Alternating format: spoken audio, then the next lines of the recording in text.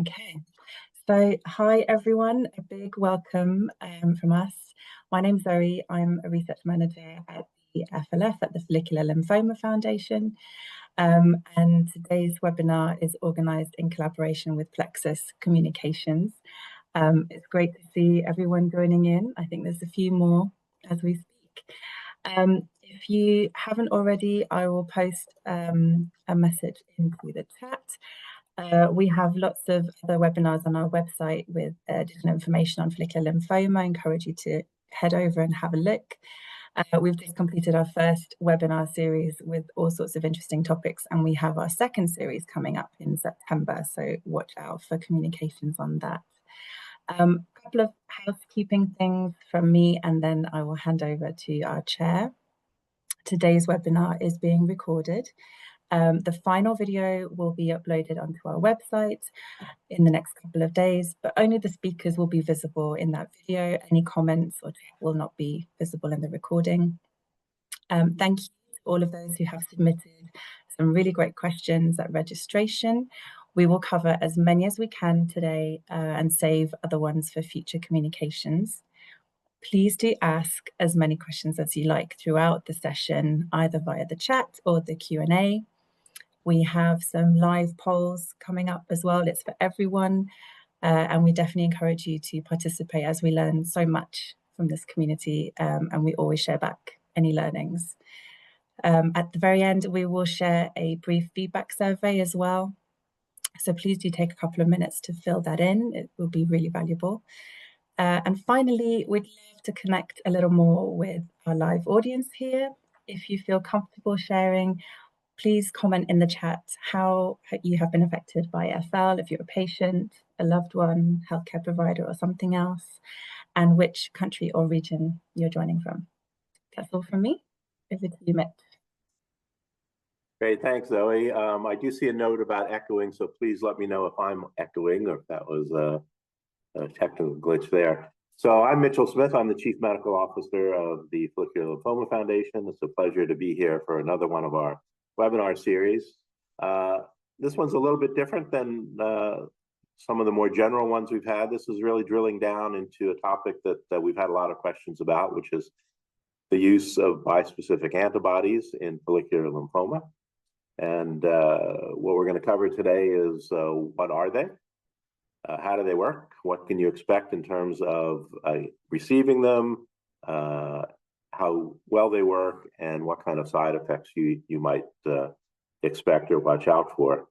Again, please participate in the polls, and feel free to ask additional questions moving on in addition to ones you might have submitted earlier. Remember, the information and discussions today are informational only, do not constitute medical advice. We can't provide individual advice, not being your physicians and knowing your particular situation. And we know follicular lymphoma is very heterogeneous. So please consult with your own healthcare team for medical advice. As I introduce our speakers, we're going to put up two polls. So we'll start with one that asks a little bit about, at this point in how much you understand and know about bispecific antibodies. And I'm not going to read the answers, but basically from I don't know anything about it to I understand it in great detail. So today, as with our webinars, we have a patient who's been through this treatment and is going to talk to us about his experiences. And we're glad to have Ferris aboard. I'll introduce him, let him introduce himself in a minute. And I'm very honored to have Dr. Jonathan Cohen, who's an expert clinician and clinical investigator who has done a lot of work in this area. So we'll get there in a minute. So it's interesting, almost half the people feel they have a basic awareness, that they know that they exist, but not detailed understanding. So hopefully we'll provide some of that. And clearly there's a range. A few people are expert and a few appropriately have no knowledge. You know, someone who's recently diagnosed may be looking for what options they have. And this is a great place to learn some of that. So, and then the second poll, which should come up in a second, and thank you for answering that first one, And while we're looking for that one, there are some people having echo problems, not everyone. So perhaps, I don't know if our technical people can work on that. Second question is, what's your biggest question about bispecifics? How do they work? Are there mechanisms, side effects, efficacy, where they compare to other treatments? Can I get them at what cost, or some other issue? So this will help us sort of guide our discussion a little bit. We'll cover all of these areas, but we'd like to see how you feel about those. Which one's the biggest question you have? You may have all of them, but okay. And all right, so efficacy and how they compare to other treatments seem to be the winners. Interesting that cost and accessibility is not up there yet. We'll touch on that. We do have a global audience here today, and that answer will be very different depending on what country or part of the world you're in. Okay, so moving now to the introductions. Jonathan, tell us about yourself and your practice and your experience with bispecifics. Yes, well, thank you, Mitch. It's great to be here, and thanks so much to the organizers for having me. My name's Jonathan Cohen. I'm a lymphoma investigator and clinical physician at Emory University's Winship Cancer Institute in Atlanta. I've been here for almost 13 years now, and I've really enjoyed seeing the evolution of treatments for non-Hodgkin lymphoma in general, and especially for follicular lymphoma. I've had a number of patients that have received bispecific antibodies, both for follicular lymphoma as well as for large cell lymphoma, and have really enjoyed the opportunity to see the development of this new therapy, and look forward to speaking with you today. Great, thank you. Yeah, it's great to have you here. And Ferris, thank you for joining us and being willing to share your story. I know our patients really get a lot out of hearing it from someone who's been through some of the things that they've been through. So maybe you can tell us a little about your journey with follicular lymphoma. Yeah, thanks, Mitch. It's nice to be here. Nice to be talking to other people that are either experiencing lymphoma or are interested in it from a medical perspective. So I was diagnosed in 2018 with stage 4 follicular lymphoma, and I live in southern New Hampshire, which is about an hour north of Boston on the east coast of the United States. And so my first diagnosis was at a hospital up in New Hampshire, and I was told that I had 6 months to live. There was nothing that they could do other than to keep me comfortable. And within a few weeks or a month or so, I was introduced through a friend to Dana-Farber Cancer Institute in Boston. I had an appointment and went down there, and I think the first, at that point I was crushed. I really thought, this is it. I just have to get my affairs in order and move on with life and or move on with death. And when I met with my oncologist there, Philippe, who's become a really good friend of mine, he said, and I, obviously asked the first question, how long do I have to live? And he said, I'm not going to talk to you about how long you have to live. I'm going to talk to you about a cure.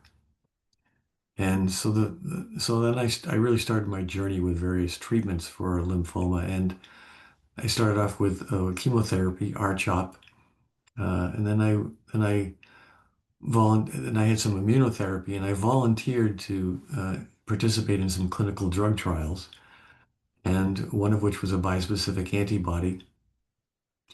And so during this time, I was in and out of remission, perhaps at least 3 times. And ultimately, after the bispecific antibody, my cancer came back, and I ended up with CAR T treatment, which was 2 years ago, almost exactly 2 years ago, right now. And in December of 23, I was told I was in complete remission, which doesn't mean cured, but that there was a good chance that my cancer may not come back. And so I've had a lot of experience with the various treatments, and be glad to talk with you all about how I responded to the treatments, my mental attitude going into them, how I feel now. So I'm glad to take any questions and glad to participate today. So thank you. Great, thanks. Yeah, there's a lot in that. We've covered some of these in our previous webinar, sort of and we want to focus on the bispecifics, but I can't let you go without at least going into this idea. Number one, the importance of getting a second opinion, and how that changed, your whole approach and your whole life, basically.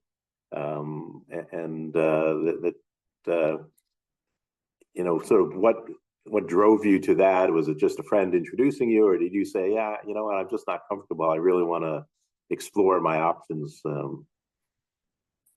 Yeah, that's a really good question. I really didn't, after my diagnosis, I really felt hopeless. I really felt that there was no hope and that I really should just plan on how I wanted to die. And and a friend said, you're only an hour or so away from maybe one of the best cancer institutions in the world. It behooves you to go there and seek another opinion. And I was able to do that. And and it's not only because they're completely expert in this field. I don't believe. I think, the people at a place that focuses on cancer is there, the level of caring it's just different. And the options that they have available. So when I started to talk to my oncologist, when I started to talk to Philippe about my options, we talked about, initially, there was chemotherapy. So some of this had to happen pretty fast because cancer was throughout my entire body.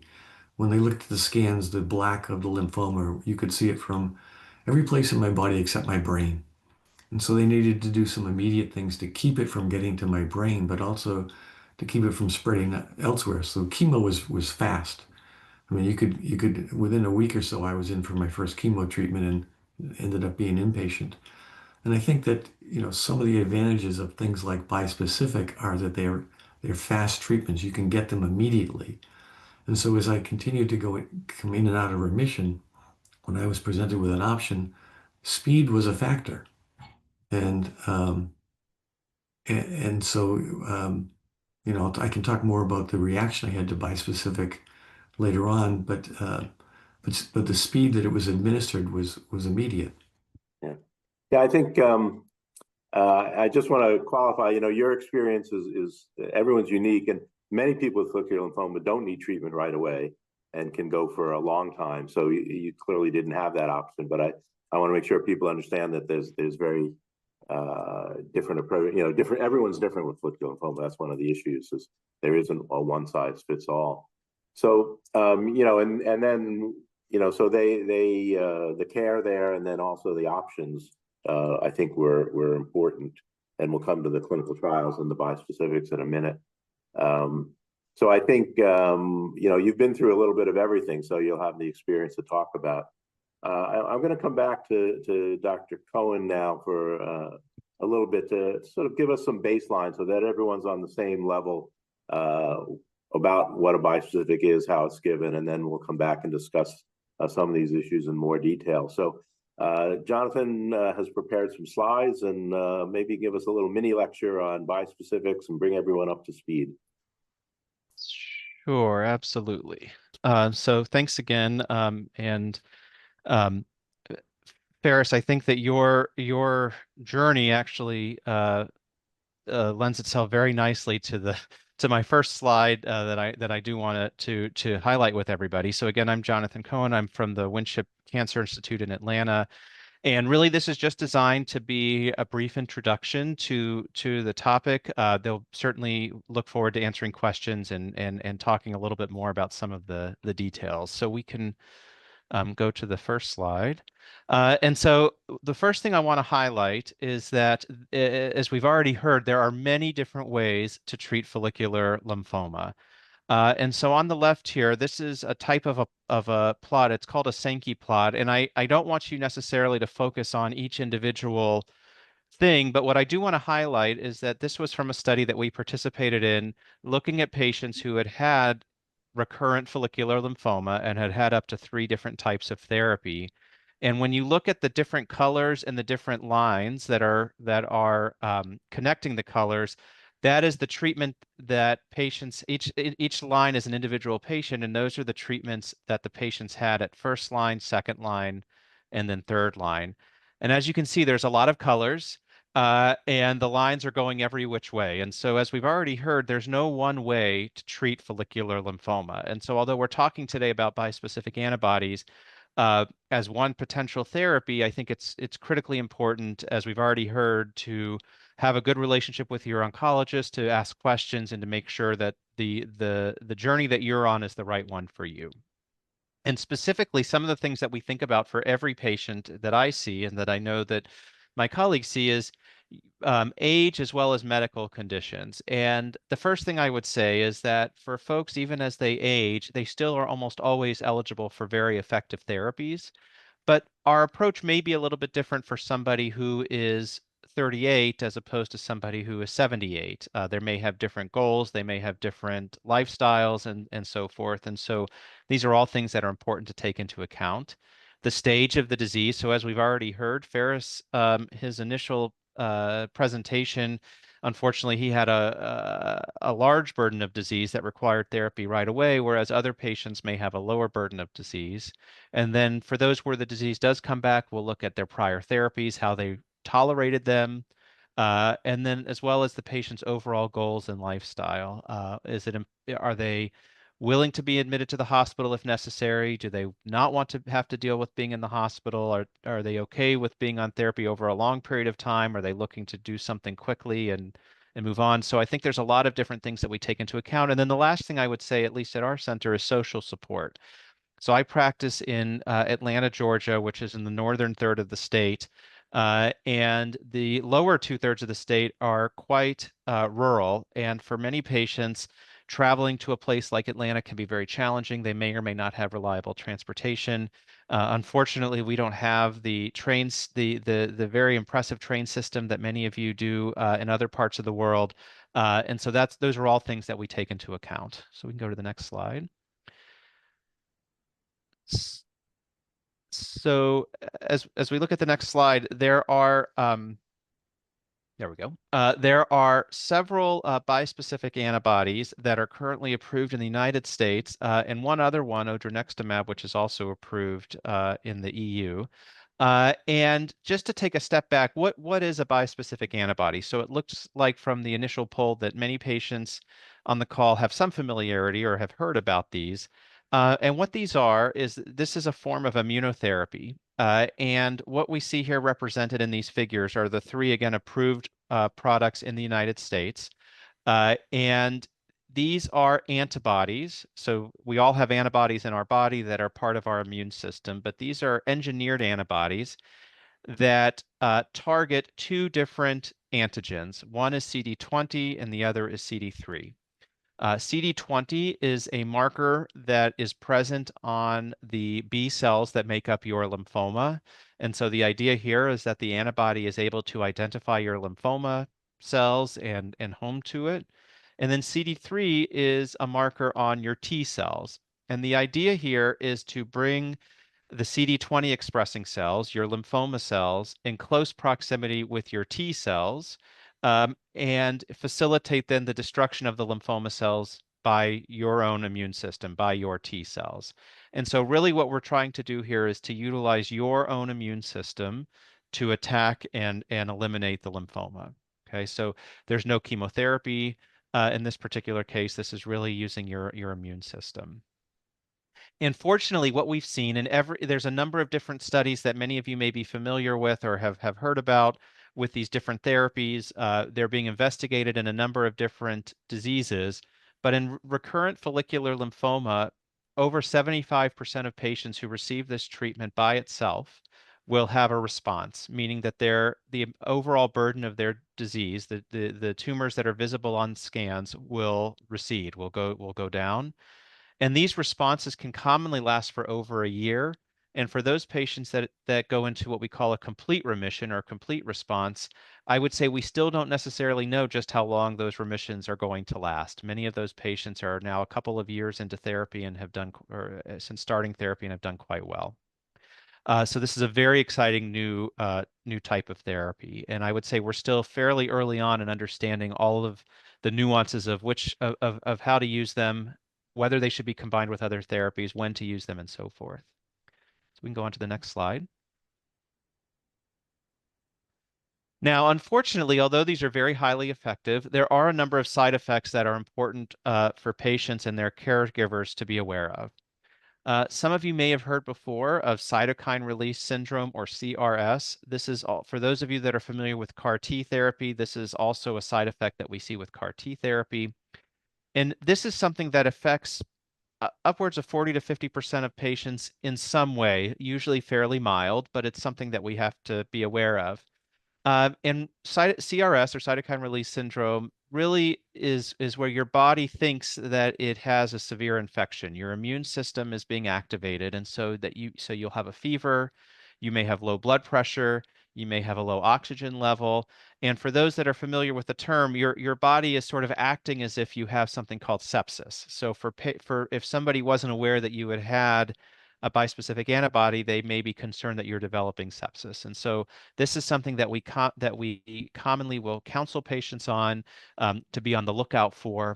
Fortunately, the overwhelming majority of the time, this is of a mild variety, so patients may have a fever but otherwise be stable, but occasionally it can be more severe. So this is something, again, that we keep a close eye on, and we do have a number of ways to manage it, and it is reversible.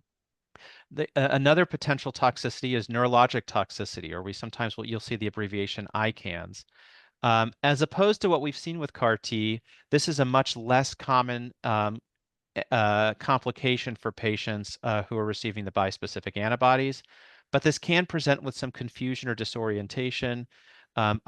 Sometimes it's subtle, so you may, if you're a caregiver for a patient, they may be able to say, "Hello, how are you? My name is so and so." But if you really start to ask them about what's going on, you may pick up some subtle differences. And so an example I commonly give is I have had patients before who were engineers who did math, complicated math, for a living, but were in the middle of therapy, and they noted that they were having some difficulty with managing some of their finances because of some math errors. So things like that are a little bit more subtle. And so this is something we like people to keep an eye on.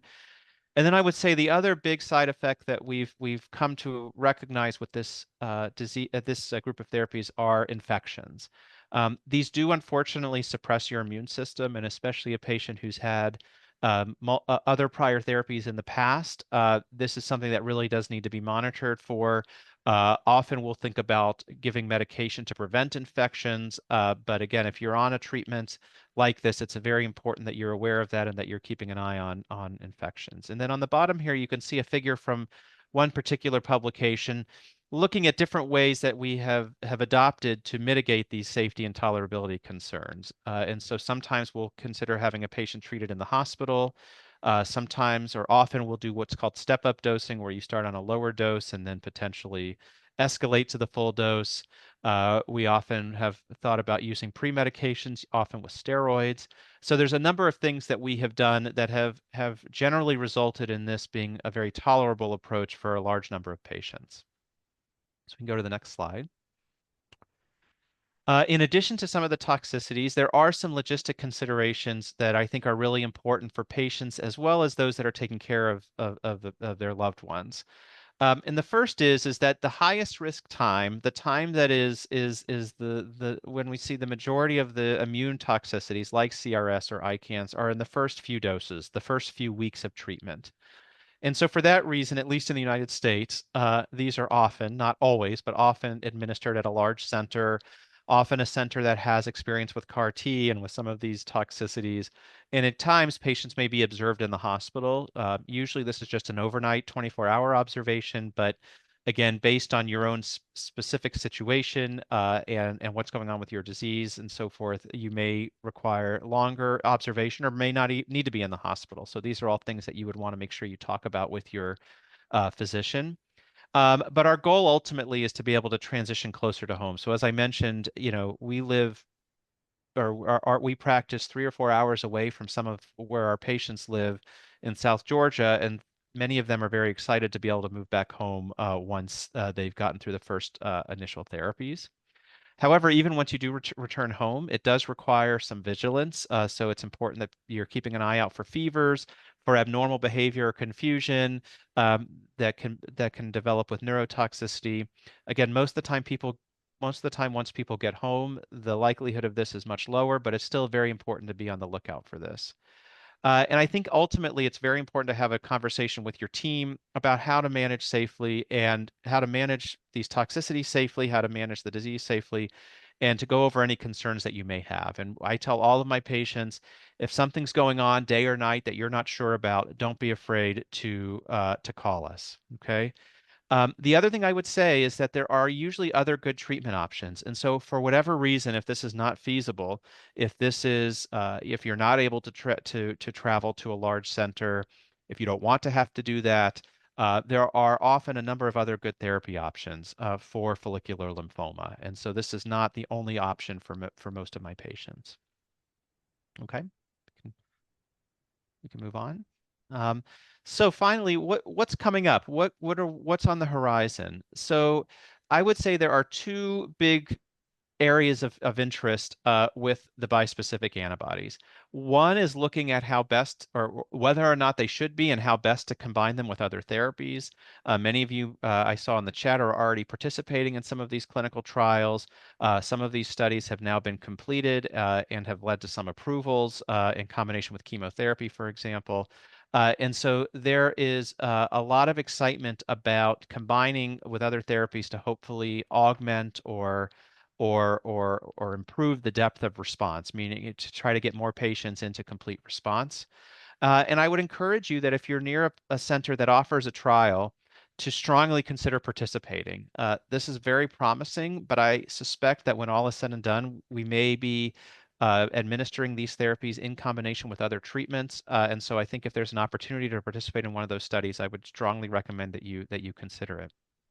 I think there still is more work needed to limit the side effects and to make this easier for patients. We love taking care of patients at our site, but I know for many of them, if they could receive this closer to home and feel comfortable uh, doing so, and their treatment team closer to home would feel more comfortable, I think it would make this easier for many of my patients. And so I think this is certainly ongoing work. And then the last thing, and I think there was also some questions submitted about this, is that there is interest in looking at bispecifics as part of the initial therapy for patients with follicular lymphoma, with diffuse large B-cell lymphoma, and in other scenarios. And for those of you in the US that have a low burden of disease that are not necessarily requiring therapy immediately, I would bring your attention to a large national clinical trial that is currently open at centers all over the country for patients that have, again, what we consider to be a lower burden of disease that are previously untreated. And this is a study looking at using either rituximab, which has been our standard approach in that setting, or using a bispecific antibody. In this particular case, it's mosunetuzumab is what we're using, and trying to see if we can improve outcomes for those patients. And so there is a lot of interest in this worldwide. And again, I would encourage you to continue to subscribe to webinars like this and to keep your eyes on the news, because I think there's a lot more to come. So I think we can Great. go to the next slide. And thank you very much. And again, looking forward to talking some more with everyone. Great. Thank you, Jonathan. A lot of information there, and it did cover many of the questions, and I'm sure that we'll have time. We'll try to get into that in a bit more detail. Ferris, I want to, after listening to Jonathan, what was your experience in getting them? You may not remember because you've had so many treatments, but when you got the bispecific, did you stay in Boston for those weekly ones originally? Did you have someone support you? How did all that work for you? When I in the bispecific clinical trial that I was on, I did not stay in Boston at the hospital. I received I was getting 2 times per week, and I would go in to Dana-Farber and get treated twice a week, and then I would go home. I didn't have a severe reaction to the treatments. I had an allergic reaction, and they were able to add Benadryl to take care of that. It was a difficulty breathing. And then before I would get the treatment after that going forward, they would give me the Benadryl before receiving the treatment. I didn't have any of the neurological side effects that Jonathan talked about. Not from the bispecific. I had those severely from the CAR T, but I did have another reaction, and I think it was talked about with low blood pressure, low oxygen that required me to get to a hospital to get a blood transfusion.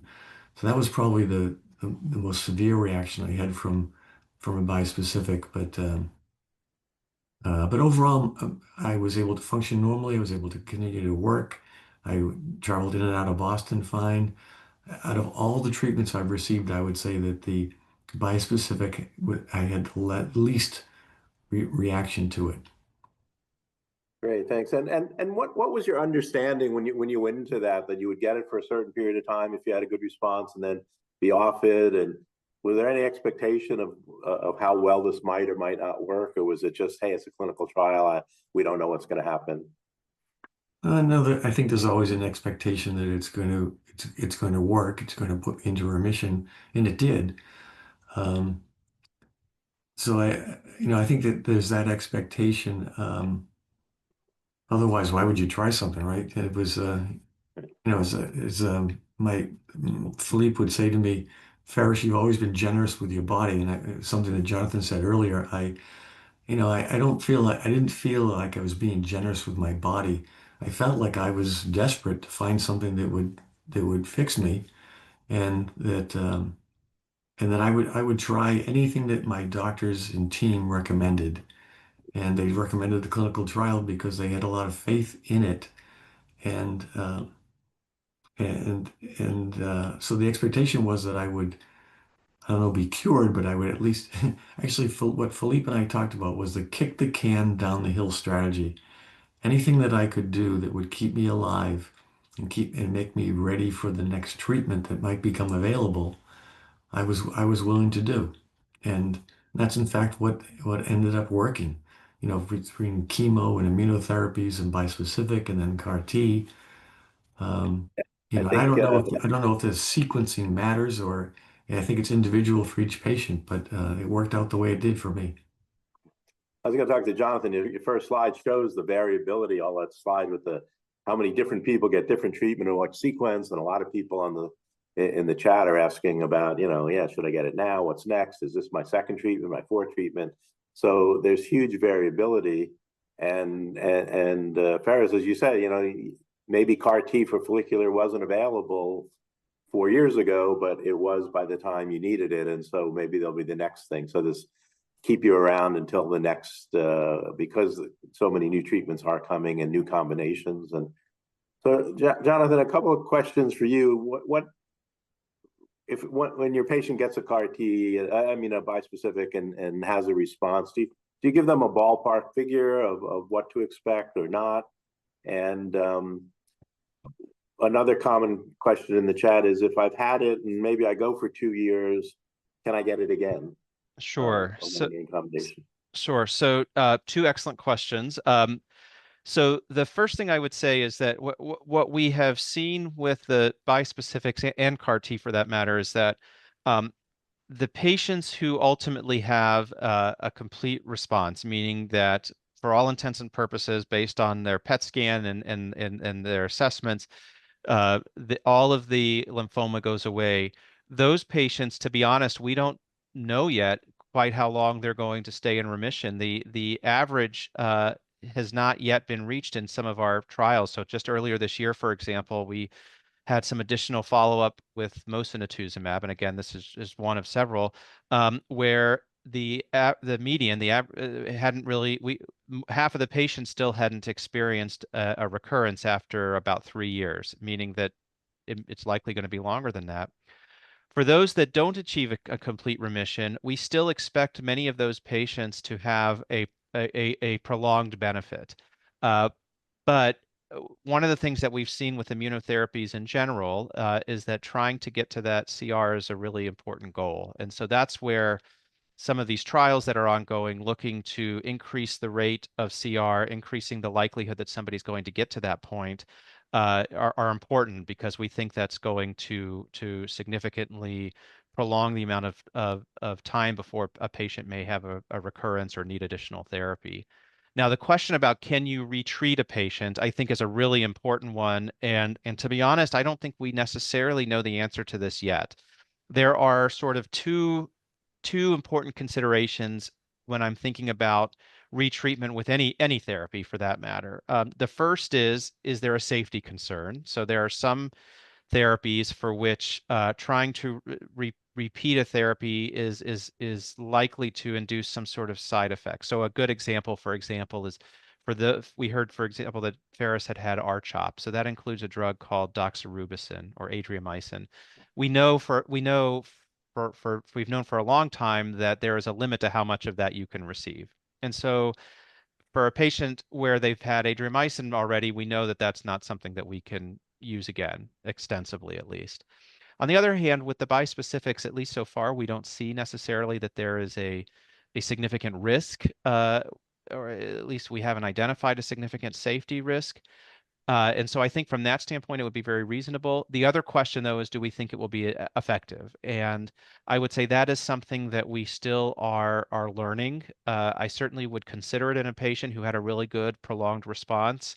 But I think as time goes on and as more of these trials are published and we have more experience, I think we'll have a better answer to that question.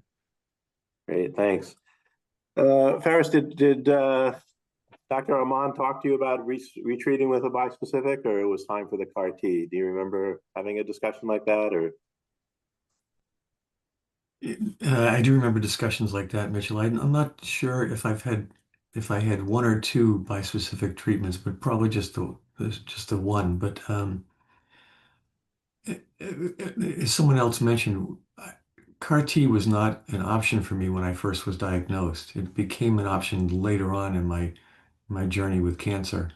I think that there were other bispecific antibody treatments that were discussed with me that just at the time of deciding to go with CAR T, it seemed like the best alternative. Yeah, no, I think certainly reasonable, and as Jonathan mentioned, we don't really know about the retreatment.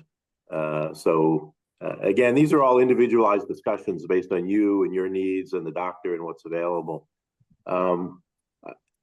We're going to keep talking about some of what's available and how you get them, but I do want to have this second poll up, which is going to ask whether you or if you're a caregiver, your loved one has had any experience with bispecifics, because our sense is that they're not used as much. We think they're really coming on, but again, because of availability, knowledge, et cetera, they may not be used as much. So we're trying to get a sense of the audience and whether you have experience. So I would appreciate your answering this one.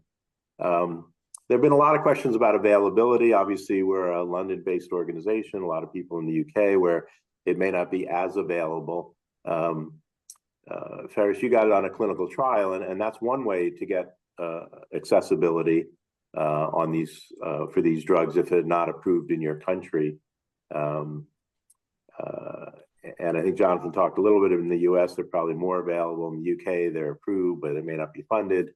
But again, clinical trials, often these are available, and it's a good choice to explore those. So in our poll, it looks like almost close to half the people have heard about it, but haven't really discussed it. Again, if you're in remission and you're not talking about what your next treatment is, you may not need it. And interestingly, only about a quarter have either had or are on it of the people on the call. And some people are just searching and haven't heard from it. So again, it's a description, it's a distribution there. So I am going to leave a little time for questions, but I did want to talk a little bit about the combination, and we may get into that a little bit more. But these are good treatments. Jonathan's talked about the high response rate and durability, although not in everyone. And you can see in the chat that a lot of people have had these in combination. Most of those would be on clinical trials. So for those of you who don't know all about it, so there's a drug called rituximab that almost everyone with lymphoma, B-cell lymphoma gets. And there's another one, another antibody. There was a question in the chart about Gazyva, which is the brand name for a similar antibody. Then there's a class of drugs called lenalidomide, and someone there has talked about golcadomide, which is sort of in that same class. And then there's a third class of drugs that are called BTK inhibitors that someone had, the ones that often end in inib, like zanubrutinib and things like that. And these are all have science behind why they should be in combination, and we don't know yet which of those may be better. So it's reasonable to look at any of those trials if it's a chance to get a bispecific. Jonathan, I want to come back a little bit more about your, often these are now approved third line or later. I think they're coming a second line, but a lot of the trials are looking at them to replace chemotherapy in first line. What do you do today if someone comes in and with new diagnosis, has need for treatment? Do you offer them a bispecific antibody on trial? Do you talk about this versus standard therapy with bendamustine? How do you approach that, in the United States today, I guess is my question. Sure. So, as we've discussed, I think this is especially for follicular lymphoma, this is a very personalized discussion. I often will tell people that follicular lymphoma in many ways is one of the most challenging diseases to manage because there are so many options, and even the decision about whether to treat it in the first place or not can be difficult. I often tell folks, when somebody comes in with aggressive lymphoma, they have the diagnosis, we know we need to treat it, this is the treatment, and we move forward. So the first thing I would say is it really does require a good discussion with your team about sort of, again, what your goals are, what symptoms you might be having, and then again, looking at the stage and distribution of where the disease is. I would say for a patient that comes in that has what we consider to be a higher burden of disease, and I've seen a few folks mentioning this in the chat, and when we refer to high tumor burden, this actually refers to a series of criteria that have actually been around for over 25 years now, that help us identify who are those patients that may benefit or for whom we feel like therapy really is necessary versus who are those for which watchful waiting could be an option. And for somebody with a high burden of disease, I would say at present, my go-to is usually still chemotherapy, so rituximab and bendamustine. Having said that, when there are clinical trials available, we certainly think about that. And if I had a patient who qualified for an upfront trial, incorporating a bispecific, that is, I think, extremely appealing because, again, we're seeing such good responses. And so I would not be shocked if we were having this webinar in a year or two from now that some of this is starting to shift in the United States. In the low tumor burden setting, there are some scenarios where you can again you can watch patients and observe them. For some patients, this is a great option. For others, it's really challenging. Either they're maybe having some symptoms, or maybe the idea of sort of not doing therapy up front is difficult to live with on a day-to-day basis. And so, whereas in the past we would think about rituximab, this is a place where there's a lot of interest in looking at the bispecifics. And as I mentioned earlier, there's a large trial in the U.S. Comparing rituximab to mosunetuzumab, and we have that open at our center. And so our preference, if a patient is eligible and interested, is to enroll them on that trial. And I think it's a really exciting study that I'm hopeful that it will result in a significant improvement in the duration of time before somebody might need second therapies. Great, thanks. I do want to say, we did a quick search. We were reviewing the availability in the UK, and officially, mosunetuzumab, which is one of the one that came along first, is licensed but not recommended by NICE. But epcoritamab is in review, and we're participating in that review with NICE. Hopefully, we can get that approved. There's some odronextamab, one of the other ones is in process. But there are a number of trials, and so honestly, your best bet in the UK, depending on where you are, might be to explore what trials are available in your area, because that's probably your best way of getting it today, although we hope that that will change in the near future. Um,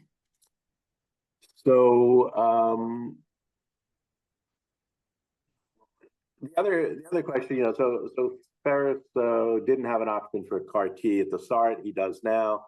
If you had an option, or if you had a choice, which is, or let me put it another way, Jonathan, do you think the sequence, would you go to bispecifics because they're easier off the shelf, CAR T later? There's a question about CD19. The CAR Ts usually hit CD19, the bispecifics CD20. These are two different B cell specific proteins. It's very complicated, but maybe, can you give us a short answer of, does the sequence matter of these immunotherapies? Well, the short answer is we probably don't know yet, but I think that this is really where, so I do think, number one, the studies have included patients that have had CAR T as well as and gone on to bispecific, and then we also know that there's been patients that have had bispecific that have then gone on to receive CAR T. So I think at the end of the day, just like from Ferris's experience, uh, patients who are eligible medically are likely going to have access, and for whom it is available in their region, likely will have the opportunity, if necessary, to have both. So I don't necessarily know at this point that we can say that the sequence matters significantly. I do think, though, that the way it's administered does differ dramatically. So the CAR T is a one-time infusion, but requires collection of cells, manufacturing, staying locally. It's much more disruptive in the short term, but it doesn't require ongoing treatment. Whereas the bispecific, as we heard from Ferris's experience, can be administered right away, but it does require ongoing therapy, at least for a period of time. So for most of my patients, it is more of a discussion about the logistics. I think we don't necessarily know that one approach is better than the other. And I tell patients that because I have this discussion a lot, that if we're having this situation, in most cases, if necessary, we could go to the other one if we don't choose it at a given time. Yeah, I think that's the key, is that we're not really ruling out one. It's not like you're closing the door to one if you get Right. the other. Ferris, having been through both, and obviously everyone's experience is different, but you have a sense of CAR T versus bispecific? Anything you want to share with the people in the audience? As I said before, I think that the bispecific I had less reaction to that than I did the CAR T. The CAR T, I had to go and have some chemotherapy first for 3 days and be observed, and then your white blood cells are taken and sent out to California, and so there's that period of time of waiting for them to come back, and then when they come back, they were reintroduced to me after being treated, and then I had to be inpatient, and they said I could be inpatient for 4 to 6 weeks, and I think I was only inpatient for 2 weeks, but when I was home, I did experience the neurological side effects and had to be rushed back into Boston to the hospital and spend another 3 days in the hospital. So my response to it, it was difficult to go through. It wasn't easy. Bispecific was easier to go through. None of this stuff is easy, let's face it. But it kept me alive, and so I can't choose between treatments. I mean, I didn't have that alternative in the beginning. I needed the chemotherapy to keep me alive, and uh, so it's just continuing to work with my team to make the next right decision has just been important. And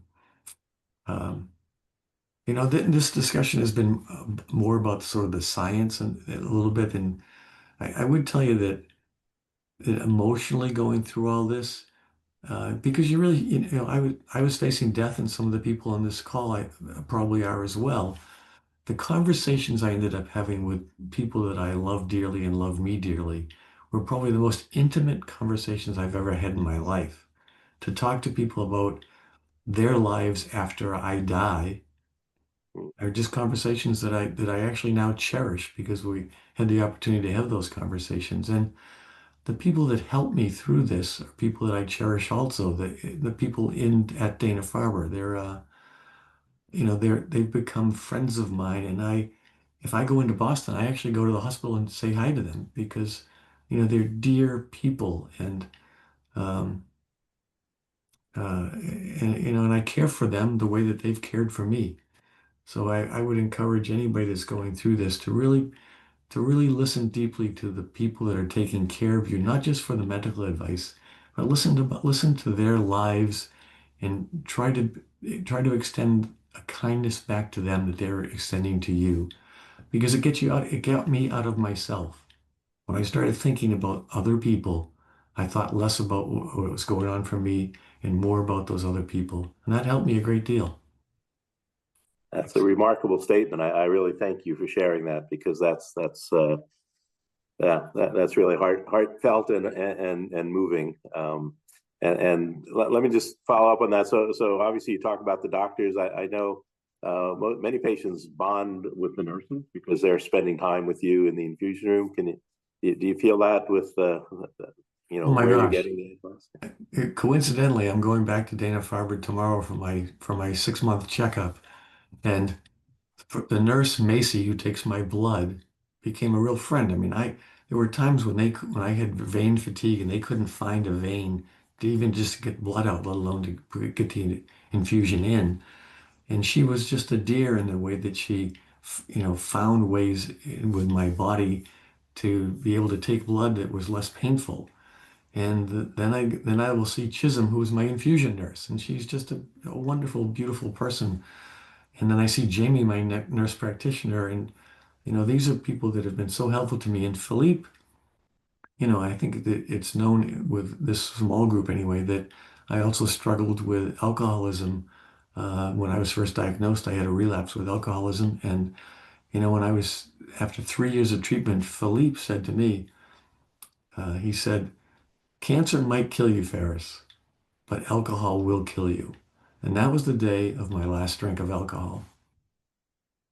Yeah.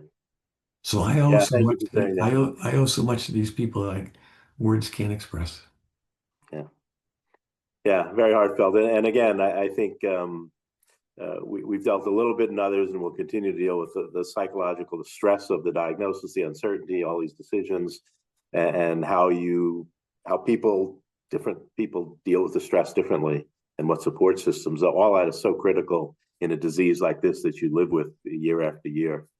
I'm just going to put up our last poll while we have a few minutes left. Sort of see if we've made any headway and how you feel about your understanding about bispecific antibodies for follicular lymphoma.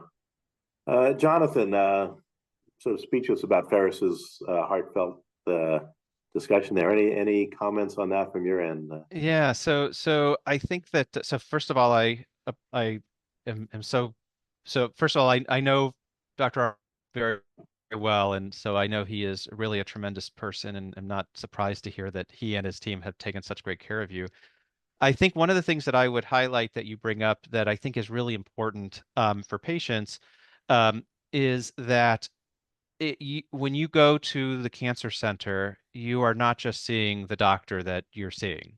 There is a whole team of people that are there to help make sure that you get the care that you need and to provide support. So whether that would be the nursing staff, the nurse practitioners or PAs, pharmacists, social workers, and so forth. And so I I would encourage you to make use of those resources. I think that I will tell you that the I find, at least in my own experience, that the nurses are incredibly valuable parts of the team, both from the standpoint of taking care of patients, but also feeding back to me how somebody's doing. Because often a patient may come in and their labs look good, and we say, okay, great, let's go on to your next cycle of treatment. And then maybe, the nurse goes in to say hello, and they pick up on something that's going on that maybe the patient wouldn't have shared with me. And they may come back and say, hey, just so Mr. Jones is really struggling with this, or did you know that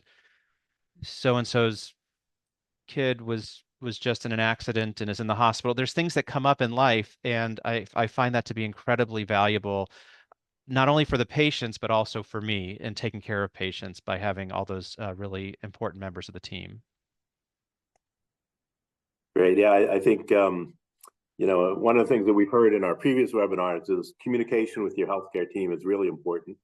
You shouldn't be afraid to do it. You shouldn't be afraid to share those things that the team wants to get those, because it affects how decision-making and care, and because we care about patients, I mean, and their families. I mean, just the way Ferris is feeling, how he has bonded with his whole healthcare team. They bond with him. I mean, the team also, it makes their job their life. I mean, then that's what they've committed to do. So it goes both ways. So the communication is really important. We've heard that over and over, and we know it from this.